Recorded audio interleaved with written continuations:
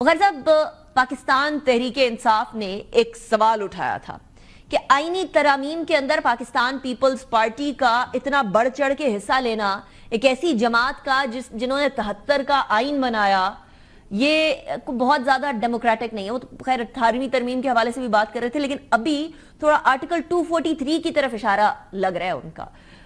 What would you say on that بخاری صاحب؟ شکریہ۔ دیکھیں جی، میرا خیال ہے آرٹیکل 243 کو انہوں نے پڑھا، اس میں کیا اینٹی ڈیموکریٹک بات کون سی ہے، اینٹی اسٹیٹ بات کون سی ہے، اگینسٹ دی نیشنل انٹرسٹ بات کون سی ہے؟ بلکہ یہ تو نیشنل انٹرسٹ کو پروموٹ کرنے والی بات ہے کہ آپ ہسٹری دیکھیں، فیلڈ مارشلز کی ہسٹری دیکھیں کہ سیکنڈ ورلڈ وار میں بھی تو جنہوں نے اچیومنٹس کی، جنرل منٹگومری کو فیلڈ مارشل بنایا گیا۔ آپ دیکھیں کہ جب آپ کے ساتھ 71 میں وار جو ایک کانسپریسی بھی تھی تو ہندوستان نے اپنے ایک جنرل کو فیلڈ مارشل نہیں بنایا۔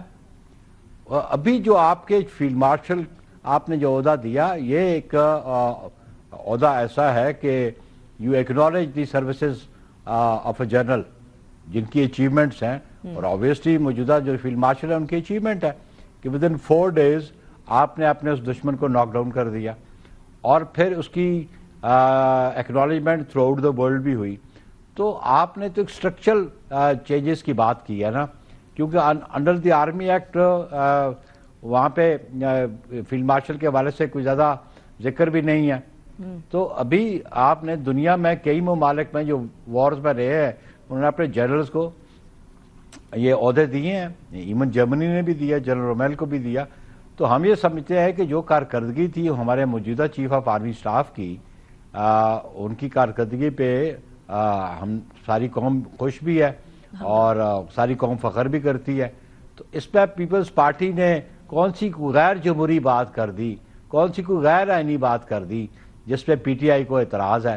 پی ٹی آئی کو اپنی ذاتی خلش تو ہو سکتی ہے کسی ادارے کے خلاف، لیکن پاکستان پیپلز پارٹی ماضی میں بھی کبھی ہم نے اداروں کو ملائن نہیں کیا جس طرح یہ اداروں کو ملائن کر رہے ہیں۔ اور میں سمجھتا ہوں کہ رائٹلی یہ امینڈمنٹ آئی ہے، آپ ایکنالج کر رہے ہیں ان کی اچیومنٹس کو، ان کی سروسز کو، اور ان کو ایک کانسٹیٹیوشنل پروٹیکشن مل رہی ہے۔ اس میں کوئی حرج نہیں ہے۔ اچھا، آرٹیکل 243 کے اندر ہی چیف آف ڈیفنس فورسز کا عہدہ دیا جائے گا آرمی چیف کو، جن کے جو بیسیکلی کوہیسو کریں گے ساری کی ساری وار اسٹریٹجی کو اس طرح کے معاملات کے اندر، جس طریقے سے ابھی آپریشن بنیان و مرصوص کے اندر ہم لوگوں کو ضرورت پڑی اس معاملے کے اندر۔ سو بخاری صاحب، اس والی سائڈ کو کیسے دیکھتے ہیں؟ ایئر فورس نیوی جو ہے وہ سی ڈی ایف کے انڈر ہوگی ایک طرح سے آپریشنل سائڈ پر؟ دیکھیں جی، آج جو ہمارے ریجن کے حالات ہیں اس کے مطابق بہت زیادہ سیکریفائسز پاکستان ملٹری کی ہے، اور آئے دن آپ دیکھتے ہیں ہمیں نوجوان بچوں کی، ساتھیوں کی ہمیں میتیں ملتی ہیں، شہداء کو ہمیں اعزاز کے ساتھ دفنانا پڑتا ہے۔ تو اور اسٹرینتھ بھی پاکستان ملٹری کی زیادہ ہے، اور میں سمجھتا ہوں کہ بیفور 1973 کانسٹیٹیوشن اس سے پہلے چیف آف آرمی اسٹاف کا عہدہ تو نہیں تھا، کمانڈر ان چیف ہوتے تھے۔ یہ قائد عوام شہید ذوالفقار علی بھٹو نے ایک کنسولیڈیشن کرنے کے لیے یہ عہدہ آئین میں رکھا گیا، اور اس زمانے میں کیونکہ مجھے I still recall and you would recall کہ وہ ٹرن بائی ٹرن ہوتا تھا، لیکن ابھی جنرل مشرف کے زمانے سے تو وہ کنٹینیوٹی اسی میں رہی۔ اور even during General Musharraf regime also, he was chairman joint chief of state committee also, and he was chief of army staff also. اس وقت تو عمران خان ہاتھ پکڑ کے نعرے لگا رہا تھا جنرل مشرف کے ساتھ، اور آج وہ اعتراض کر رہے ہیں۔ سیکنڈلی آپ یہ دیکھیں کہ جو فیلڈ مارشل کا آفس ہے وہ ان کو چیف آف ڈیفنس فورسز کر دیا۔ اس میں کیا حرج ہے؟ اس میں کیا غیر آئینی بات ہے؟ اس میں کیا غیر جمہوری بات ہے؟ یہ آرمی کا ایک اسٹرکچرل میٹر ہے، اور اسٹرکچرل میٹر جو ہے نیشنل انٹرسٹ میں اس کی ضرورت تھی تو ہم سمجھتے ہیں کہ قوم کو اس پہ خوش ہونا چاہیے. رائٹ. اچھا بخاری صاحب، بلاول بھٹو زرداری صاحب کی جو پریس بریفنگ جو آپ لوگوں کی سی سی کی ملاقات تھی، اس کے بعد ایک اور انہوں نے جو چیز فرمائی تھی جس میں بالکل آپ ساتھ بیٹھے ہوئے تھے ان کے، وہ یہ تھی کہ کانسٹیٹیوشنل کورٹس کے اوپر، کیونکہ چارٹر آف ڈیموکریسی کی بات تھی تو اس کے اوپر تو ہمارا کائنڈ آف ایک ہے، اس کے اوپر کوئی کاز آف کنسرن نہیں ہے، لیکن ٹرانسفر آف ججز کے اوپر بات کی جا سکتی ہے، مزید ڈسکس کرنے کی ضرورت ہے. تو وہ مزید ڈسکشن ہو گئی بخاری صاحب یا نہیں؟ آبویسلی جب ڈسکشن ہوئی تو پھر یہ بل ٹیبل ہوا. اسی لیے تو بل ٹیبل ہوا. ہماری بھی کمیٹی تھی، ان کی کمیٹی بھی بیٹھی، اور اس پہ بھی آپ دیکھ لیں کہ ٹرانسفر آف ججز پہ جو اوریجنل کانسٹیٹیوشن جو تھے فریمرز آف دی کانسٹیٹیوشن، انہوں نے آرٹیکل 200 میں ہے یہ ٹرانسفر. اور آپ اگر ریکا اس کی ڈیبیٹس نکال کے دیکھ لینا 1973 کی کانسٹیٹیوشن کی آرٹیکل 200 پہ دیکھ لیں ڈیبیٹ میں کتنے لوگوں نے حصہ کیا اور اس میں کیا پروپوزلز آئیں. رائٹ. میں نے تو ایگزامن کی ہیں. بات یہ ہے کہ ابھی پہلے ٹرانسفر تھی، ٹوٹل ڈومین تھی پریزیڈنٹ کی. اب تو ایک لارجر فورم بن گیا ہے، اس لارجر فورم میں یہ ایشو جائے گا. ابھی کچھ لوگوں کو گریوینس تھی، اسلام آباد کے 5 ججز کو گریوینس تھی، وہ 184(3) کے نیچے گئے سپریم کورٹ پہ. یہ ہوا کہ جوڈیشل بینچ نے یہ کہا کہ جی یہ اختیار تو پریزیڈنٹ کے پاس ہے اور یہ کوئی جواز نہیں، اور ان کو ریلیف نہیں ملی. ہاں جو ایشو ان کی سینیورٹی کا تھا تو سپریم کورٹ نے ریفر بیک کیا to the president to be examined. اور ابھی وہ جو ایمبیگوٹی تھی سینیورٹی والی وہ بھی کلیریفائی ہوگی ابھی اس آرٹیکل میں جو پروپوز کر رہے ہیں امینڈمنٹ. تو میں سمجھتا ہوں کہ اب جوڈیشل فورم ایک بڑا فورم ہے اور اس پہ وہ ڈیسیژن ہوگا ان کی ٹرانسفر کا.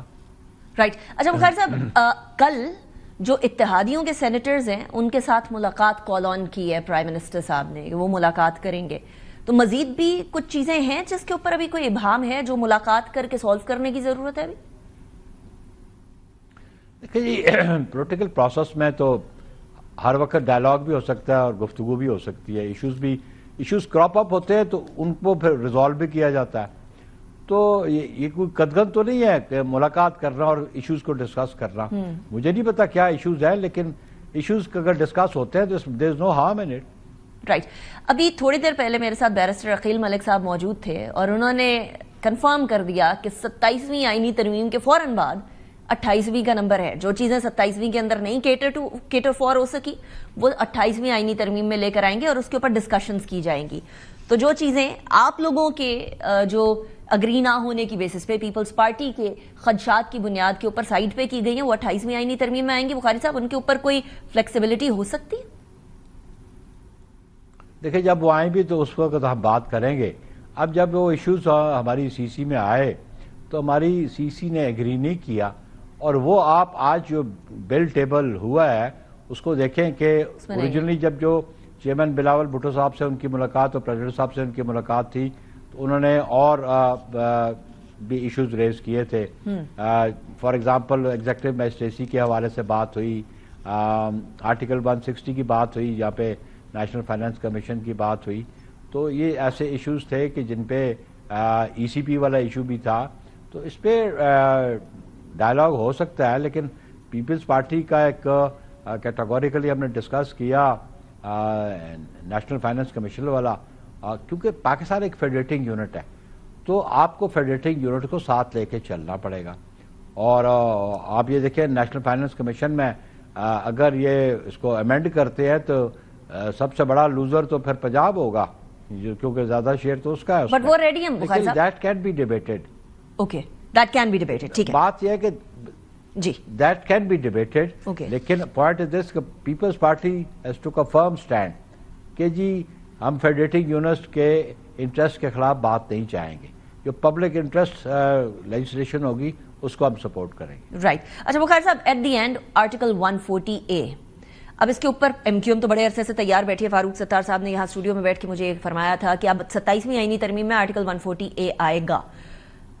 از Peoples Party agreed to that? مطلب اس کے اوپر کوئی ابہام جو تھے وہ ختم ہو گئے؟ وہ کیسے ختم ہوئے؟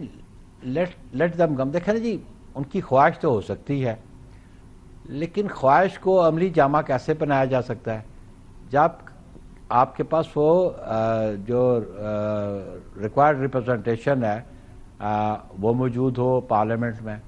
اب 15-20 بندوں کی موجودگی میں تو آئین امینڈ نہیں ہو سکتا. آئین تو 2/3 میجورٹی چاہتا ہے. تو اس لیے وہ اتحادی ہیں پی ایم ایل این کے, وہ ہمارے اتحادی نہیں ہیں, ہم بھی اتحادی ہیں پی ایم ایل این کے. Let them talk to P M L N, اور پھر جب پی ایم ایل این ہم سے بات کرے گی تو پھر ہم اپنا پوائنٹ آف ویو دیں گے. Right, Bukhari Saab, thank you very much for joining me in the program.